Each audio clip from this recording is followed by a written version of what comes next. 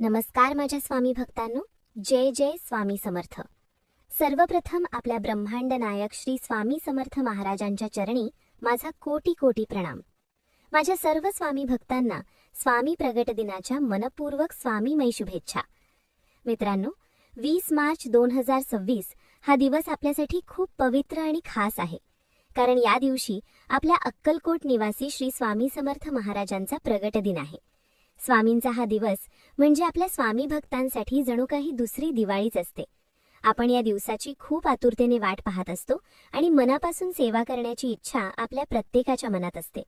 म्हणूनच आजच्या या व्हिडिओमध्ये आपण अगदी सोप्या पद्धतीने जाणून घेणार आहोत की स्वामी समर्थ महाराजांचा प्रगट दिन घरच्या घरी कसा साजरा करायचा, स्वामींची पंचोपचार पूजा कशी करायची, आणि जर तुम्ही 21 दिवस स्वामी चरित्र सारामृताचे पारायण केले असेल तर त्याची सांगता कशी करायची, ही सगळी माहिती मी तुम्हाला अगदी सोप्या आणि मनापासून सांगणार आहे। म्हणून व्हिडिओ शेवटपर्यंत नक्की बघा। मित्रांनो, सर्वात आधी आपण जाणून घेऊया प्रगट दिनासाठी तयारी कशी करायची। प्रगट दिनाच्या किमान 10 ते 15 दिवस आधी घरात स्वच्छता ठेवावी, देवघर स्वच्छ करावे, स्वामींचा फोटो किंवा मूर्ती स्वच्छ पुसून ठेवावी आणि शक्य असेल तर दररोज थोडा वेळ स्वामी नामस्मरण करावे, कारण ज्या घरात स्वामींचे नामस्मरण चालू असते त्या घरात सकारात्मक ऊर्जा वाढत जाते। अनेक स्वामी भक्त या दिवसासाठी 21 दिवसांचे पारायण देखील करतात। जर तुम्हाला 21 दिवस स्वामी चरित्र सारामृताचे पारायण करायचे असेल तर त्याची सुरुवात 28 फेब्रुवारीपासून करता येते।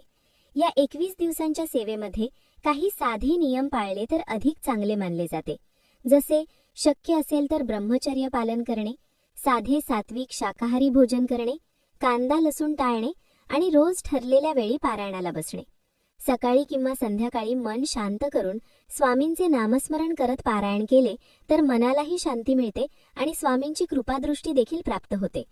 अनेक स्वामी भक्तांनी ही सेवा करून स्वामींचे चमत्कारिक अनुभव घेतले आहेत।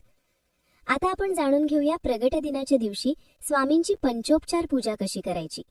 ही पूजा अगदी साधी आहे, पण मनापासून केली तर खूप प्रभावी ठरते।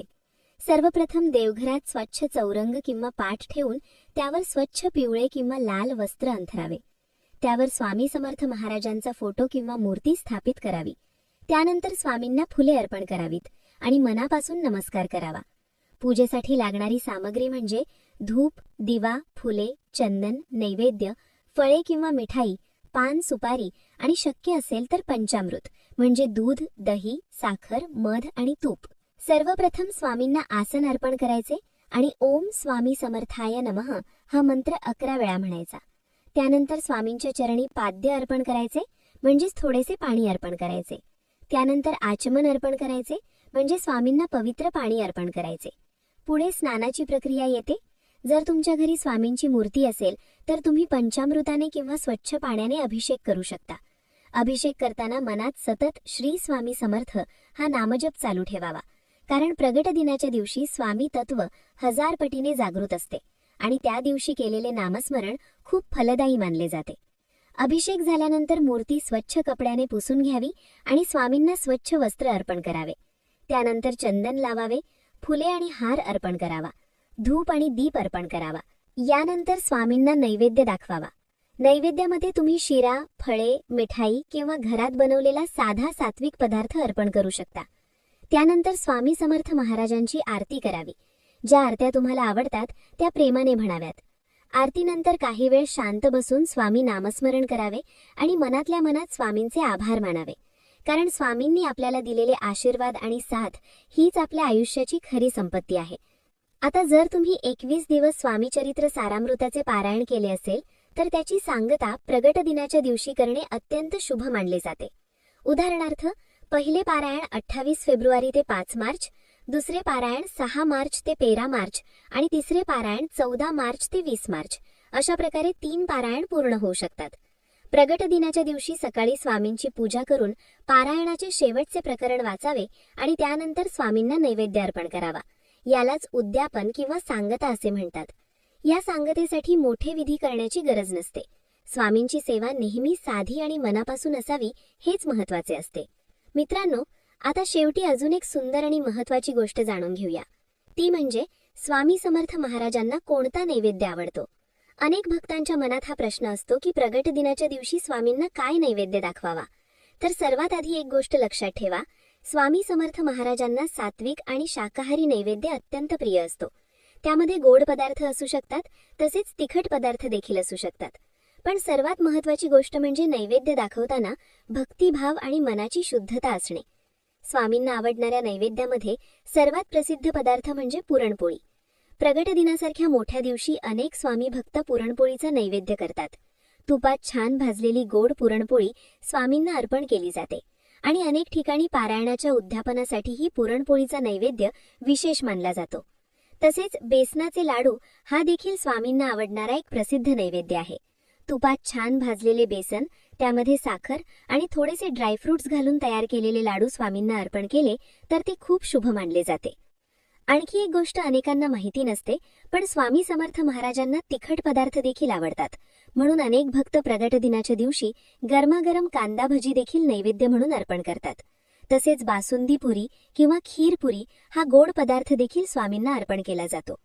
काही ठिकाणी कडबोळी सुद्धा स्वामींना नैवेद्य म्हणून दाखवली जाते. जशी दिवाळीत आपण करतो तशीच भक्तिभावाने स्वामींना अर्पण केली जाते. मित्रांनो, रोजच्या साध्या पूजेसाठी मोठे पदार्थ करण्याची गरज नसते.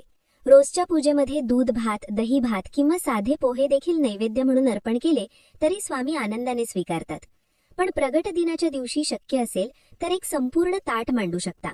जसे पुरणपोळी, खीर, कांदा भजी, आमटी, भात, पापड असे साधे पण प्रेमाने बनवलेले जेवण स्वामींना अर्पण करू शकता. नैवेद्य दाखवताना मनापासून स्वामींचे नाव घ्यावे आणि हा मंत्र म्हणावा, इदम नैवेद्यम ओम स्वामी समर्थाय नमः. त्यानंतर स्वामींची आरती करावी आणि काही वेळ शांत बसून स्वामींचे नामस्मरण करावे.